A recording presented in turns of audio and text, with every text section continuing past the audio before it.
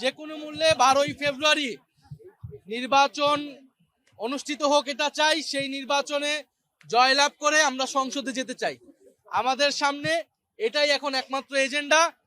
সরকারের জায়গা থেকে নির্বাচন কমিশন নিরপেক্ষ আচরণ করছে না, এটা আমরা বিভিন্ন সময় বলে আসছি। তারা একটি বিশেষ দলকে বিশেষ ধরনের সুবিধা দিচ্ছে।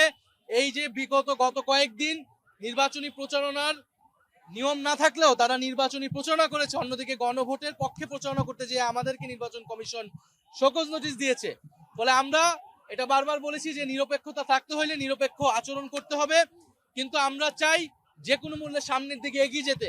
জাতীয় নাগরিক পার্টি এনসিপি সংস্কারের পক্ষে যেরকম দৃঢ় অবস্থান ছিল, বিচারের পক্ষে যেরকম দৃঢ় অবস্থান ছিল, একইভাবে নির্বাচন এবং গণভোটের পক্ষে তারা দৃঢ় অবস্থান আছে।